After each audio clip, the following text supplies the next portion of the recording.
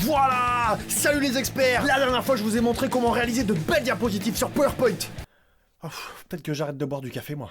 Aujourd'hui, je vais vous aider à vous entraîner à présenter ces belles diapositives devant les gens. C'est parti!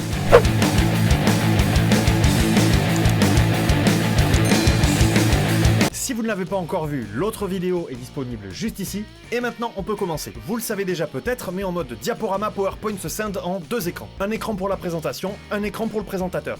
Le premier, l'écran de présentation, donc, va afficher les jolies diapositives que vous avez créées vous-même. Bon, avec l'aide du concepteur quand même.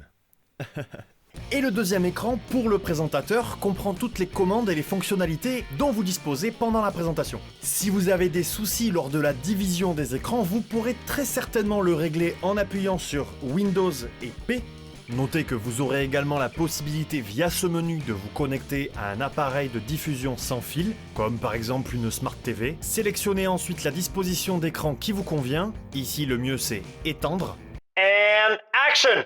Comme je vous l'ai dit dans la vidéo précédente, votre diaporama PowerPoint n'est là que pour illustrer votre discours. Et au même titre que je vous disais de ne pas mettre trop de texte pour ne pas surcharger vos diapositives, eh bien dans votre discours, je vous conseille d'éviter de lire ce qui se trouve à l'écran. Parce que les gens, ça, ils le voient déjà.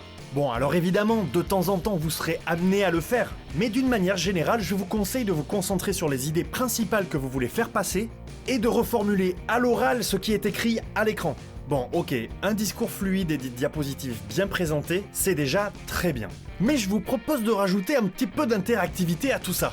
Et dans PowerPoint, vous avez accès à des fonctionnalités qui le permettent. Et oui, parce que le cerveau humain, il a besoin d'être sans cesse sollicité. Rien de mieux à l'image que des éléments qui bougent. Donc je vous propose un petit tour d'horizon des différentes fonctionnalités auxquelles vous avez accès lorsque vous êtes présentateur. Pour commencer, en haut, c'est 3 boutons principaux, donc afficher la barre des tâches si vous voulez par exemple ouvrir un document dans une autre application. Vous allez pouvoir ici modifier les paramètres d'affichage, comme par exemple inverser l'écran présentateur et l'écran diaporama, ou encore carrément dupliquer l'écran de diaporama. Notez que dans ce mode, vous aurez quand même accès aux fonctionnalités de présentateur dans ce menu très discret qui se trouve juste ici. Et enfin, fin du diaporama qui va vous permettre, comme son nom l'indique, de terminer le diaporama. Est-ce que j'avais vraiment besoin de le dire? Cet écran-là est une réplique de ce que vos interlocuteurs voient présentement à l'écran, et cet écran représente la diapositive suivante pour vous préparer à une éventuelle transition à l'oral. Avec cet outil, vous allez pouvoir entourer un élément d'une image sur lequel vous voulez attirer l'attention, ou encore surligner un mot important. Dans le même menu, accéder au pointeur laser qui va vous aider à montrer des éléments à votre public grâce à ce point rouge bien visible.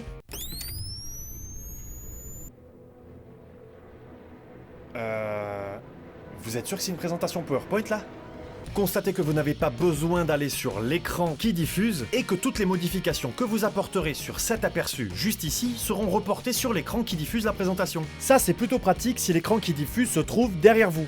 Vous allez rapidement pouvoir revenir sur une de vos anciennes diapositives en les faisant tout apparaître ici et en sélectionnant la diapositive que vous voulez repasser. Ça c'est top quand quelqu'un n'a pas osé vous poser de questions pendant que vous étiez en train de faire votre présentation, tant votre charisme était impressionnant et que vous devez revenir sur un sujet que vous avez déjà abordé juste avant. Si vos visuels sont bien ficelés, vous allez pouvoir retrouver votre diapositive très facilement. Vous allez également pouvoir zoomer. Coucou. Dans l'écran, si vous voulez que vos interlocuteurs aperçoivent mieux un détail d'une photo par exemple. Je vous parlais également dans la dernière vidéo de notes. Eh bien les notes, vous les verrez ici. Et il n'y a que vous qui puissiez les voir. Et ça c'est super parce que vous pouvez y noter tous les points les plus importants, en tout cas ceux à ne surtout pas oublier dans votre présentation. Vous pouvez par exemple aussi y noter des anecdotes si vous ne voulez pas les oublier. Ou tout simplement noter un enchaînement spécifique à l'oral que vous vouliez faire à ce moment-là. Bref, c'est assez pratique. Lol. C'est toujours aussi nul. Enfin nous arrivons à une partie que je trouve très intéressante et, comment dire, vraiment impressionnante. Les sous-titres. Et quand je dis les sous-titres, je veux bien sûr parler des sous-titres instantanés. PowerPoint se charge de transformer votre discours en texte. La baleine. C'est un mammifère marin, voilà comment il est grand, t'as vu? Comme vous le savez, je suis assez fan de tout ce qui est accessibilité, donc déjà ça c'est super. Mais ce qui est encore plus impressionnant, c'est que les sous-titres, en fait, il les fait aussi dans d'autres langues. C'est-à-dire que je peux parler français, et lui, il va traduire instantanément en anglais, par exemple. Et ça c'est hyper pratique si dans votre métier vous avez à faire des présentations à des gens qui ne parlent pas votre langue. Et en plus de ça, ça montre que vous faites vraiment des efforts dans leur sens. Et ça c'est bien. C'est appréciable. Ah oui. Cliquez sur le menu à 3 points, allez ensuite dans Paramètres des sous-titres, puis Paramètres supplémentaires. Vous allez pouvoir décider ici si vous voulez que les sous-titres soient plutôt en haut, plutôt en bas, si vous souhaitez carrément qu'ils apparaissent dans un encart qui leur est réservé, pour qu'ils ne se superposent pas à vos magnifiques diapositives. Mais vous aurez également aperçu, malin que vous êtes, les deux menus déroulants juste ici. L'un correspondant à la langue parlée, l'autre correspondant à la langue des sous-titres. Alors parfois, la traduction n'est pas digne d'un Tolkien par exemple, mais d'une manière générale, le sens est respecté et ça c'est top. Pour terminer, je dirais que comme pour tout examen, la clé c'est la préparation, donc n'hésitez pas à répéter, répéter votre présentation jusqu'à ce que vous la connaissiez sur le bout des doigts, Oh. Et notez également ici le chronomètre qui va vous permettre de savoir combien de temps vous mettez à faire votre présentation. Après, à vous d'adapter en fonction du temps qui vous est imparti pour votre oral. Ou votre présentation, quoi. Voilà, c'est la fin de cette vidéo. Merci pour vos messages en commentaire. Sachez que même si on n'a pas toujours le temps de répondre à tout le monde, on prend quand même le temps de les lire. Ça nous fait toujours plaisir, ça nous fait rire même parfois. N'hésitez pas à vous abonner à la chaîne si c'est pas déjà fait. Et à très bientôt les experts. Allez, abonne-toi, c'est cool.